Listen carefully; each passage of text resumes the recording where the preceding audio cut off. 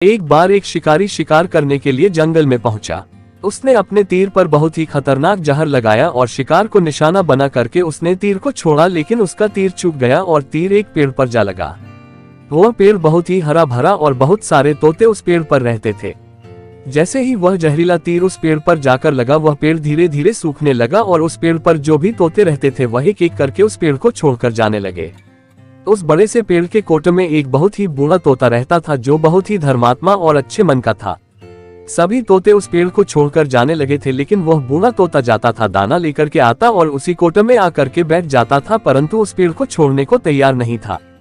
बूढ़े तोते के साथियों ने कई बार आकर के उसे समझाया कि यह पेड़ सूख रहा है और किसी दिन गिर भी जाएगा, चलो किसी और पेड़ पर चलकर रहा जाए, परंतु वह बूढ़ा तोता वहां से जाने को तैयार नहीं हो रहा था।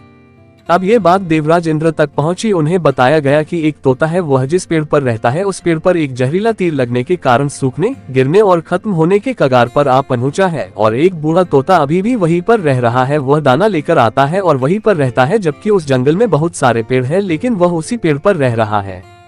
देवराज इंद्र प्रकट हुए और उस बूढ़े तोते से कहने लगे कि आप बहुत धर्मात्मा हैं, बहुत ही अच्छे मन के हैं, लेकिन आप इस पेड़ को छोड़कर किसी और पेड़ पर चले जाइए, क्योंकि यह पेड़ कुछ ही दिनों में गिर जाएगा। तालाब के पास में बहुत से बड़े बड़े हरे भरे पेड़ हैं, बड़े बड़े कोटे हैं, उन पेड़ों पर फल भी लगे हुए हैं, उन्हें वहीं पर तोड़कर खा सकते हैं, परंतु यहाँ से आप चले जाए।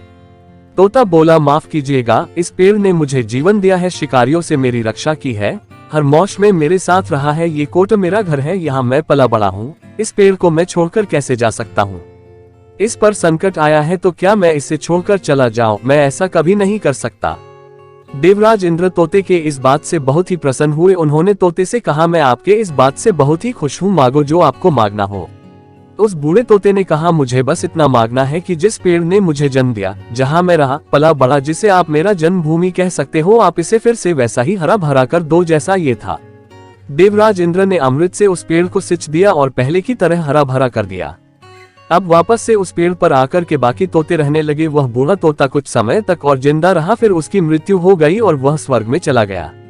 ये कहानी हमें सिखाती ये है कि जब भी किसी इंसान का बुरा दौर आता है तो इमोशनली वह टूटा हुआ होता है, उसे किसी के सहारे की जरूरत होती है, किसी की आवश्यकता होती है। अगर आप ऐसे समय में उसे छोड़कर चले जाएंगे, उससे बात नहीं करेंगे, मुंह मोड़ लेंगे, तो आपसे बुरा कोई नहीं है, क्योंकि आप किसी के सुख का साथी बने या ना बने, लेकिन आपको हमेशा किसी के दुख का साथी जरूर बनना चाहिए।